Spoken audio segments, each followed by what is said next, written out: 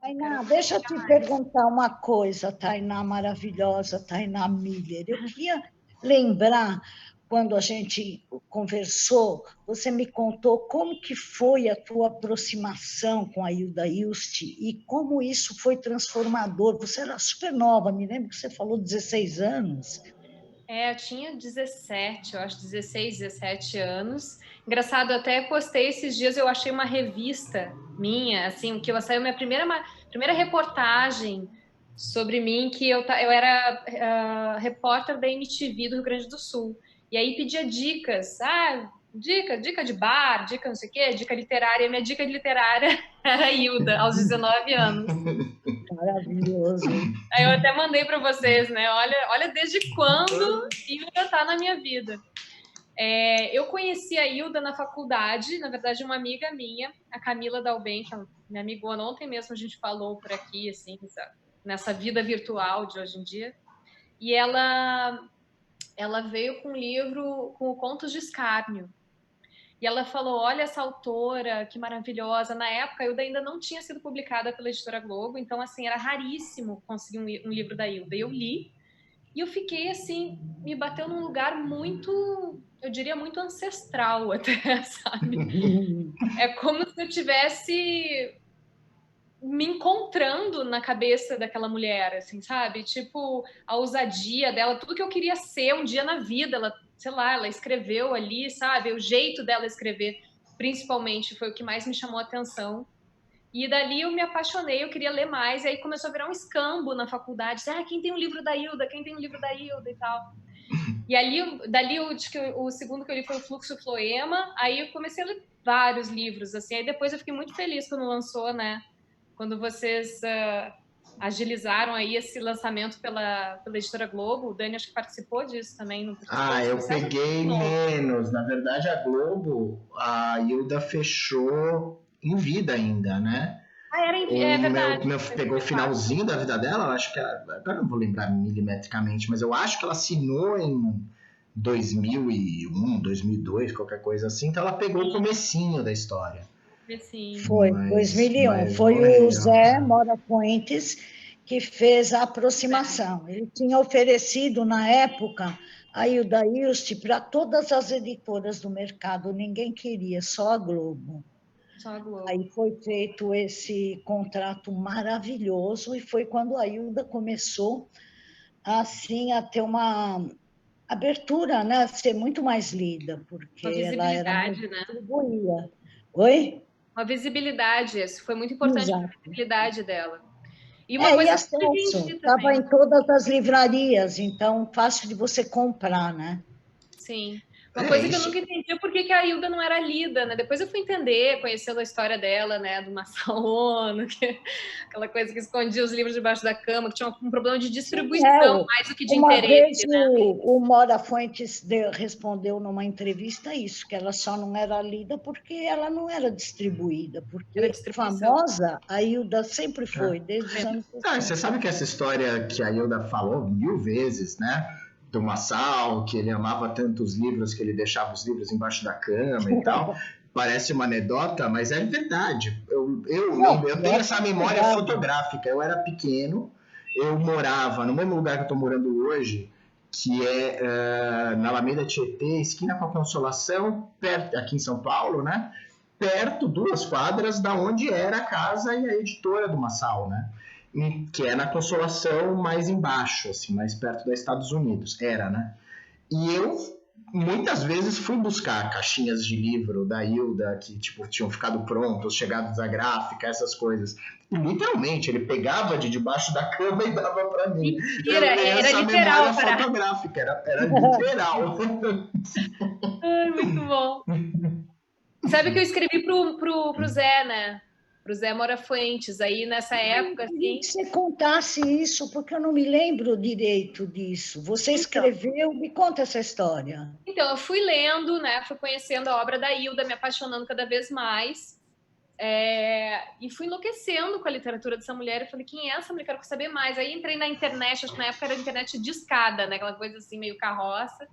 Mas eu ficava vendo aquele site Angel Fire que tinha, né? Era Angel Fire, Dani? que era o antigo site. O antigão, né? Ele existe ainda, acho que ele nunca foi apagado. Ele existe em algum lugar do passado da internet. Eu fiquei lendo tudo, vendo todas as fotos, aí vi aquele lado socialite dela, comecei a achar tudo muito louco, né? Como assim essa mulher que foi da alta sociedade escrevendo essa literatura e depois ela se isola nessa casa, vive uma vida monastérica, ela rompe com tudo. Quem é essa mulher? Eu comecei cada vez a me interessar mais. E aí surgiu a primeira ideia de fazer, de repente, uma peça sobre a Hilda. Foi a primeira ideia que eu tive, de repente, fazer uma peça sobre a vida dela, porque a literatura dela tá aí, já ninguém vai contar melhor do que a própria literatura, né? Então, por que não contar?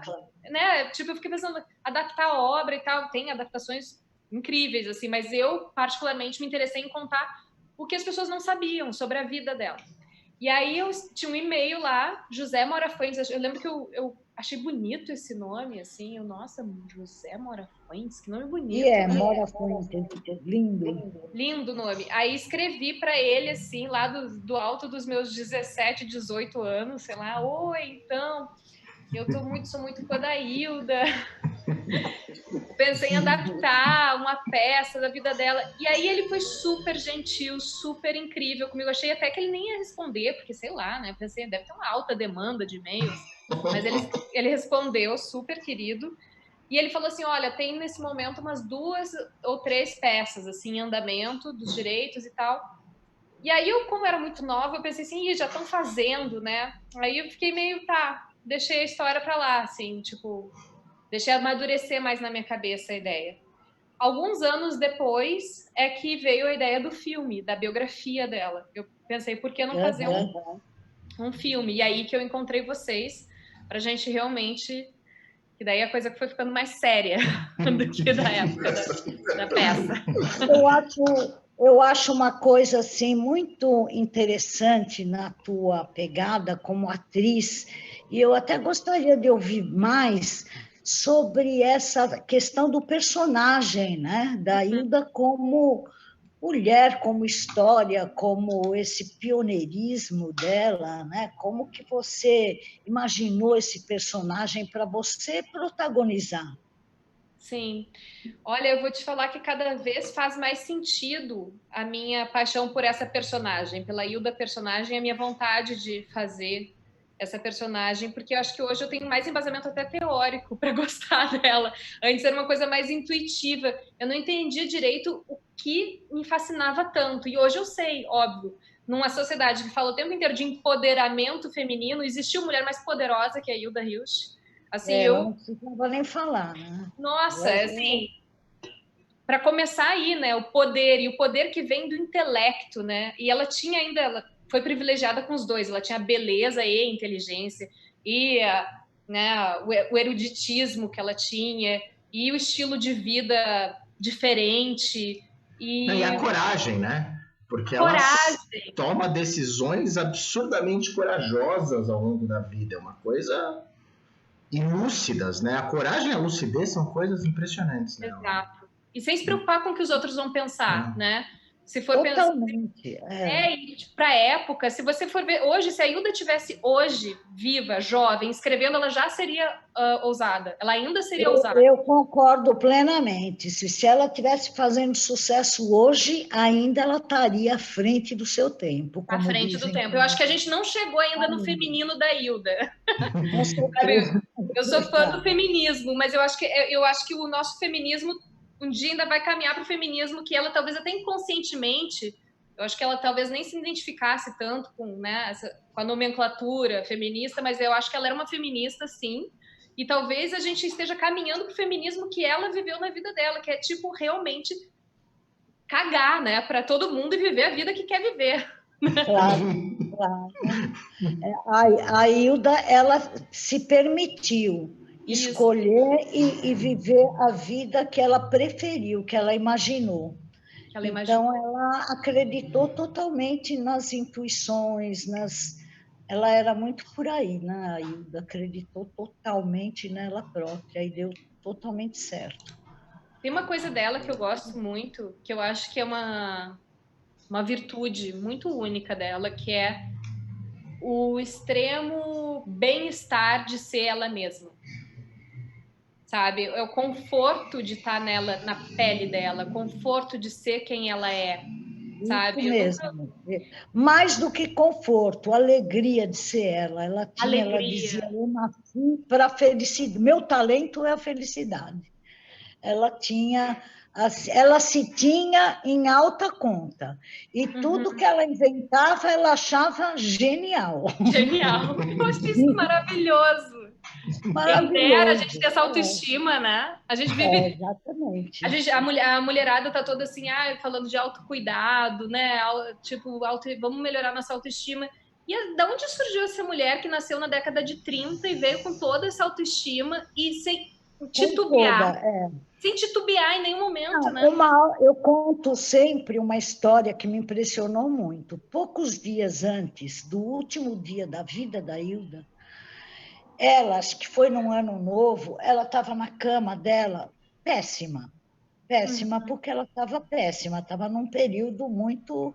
Ela estava muito desgastada. Ela pegou um espelho, se olhou e falou: Olga, para tudo que eu estou passando, eu estou ótima, fala a verdade.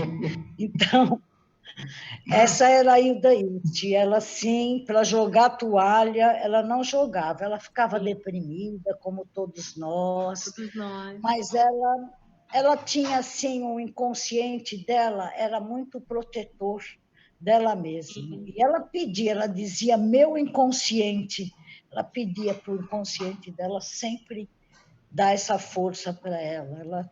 Ela acreditava total no E outra taco dela. coisa que. Era uma mulher livre por natureza, né? Sim. Era uma força da natureza essa liberdade dela. Ela inventar uma história, vou sair de São Paulo, deve ter dado todas aquelas roupas do Denner para as amigas e vou escrever a minha obra. Eu acho incrível. A história da Hilda é muito corajosa, muito. Muito.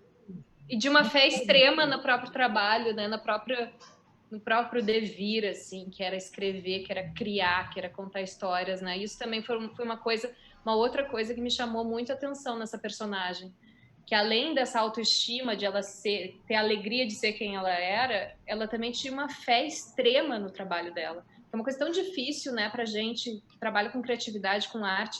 Pô, é difícil, sei lá, às vezes eu fico me debatendo, às vezes, num papel, aí não gosto, sabe? Eu adoraria ter 100% do tempo essa fé, cara. Não, eu sou, né? Ela, tipo, ela totalmente tinha, não é que ela delirava, é porque realmente o trabalho dela era genial. E ela tinha consciência Ou de ela que era genial. acreditava no próprio delírio, né? E isso tornou o trabalho dela. Porque, na verdade, o fluxo é uma espécie de delírio, né? Isso é verdade. Eu acho que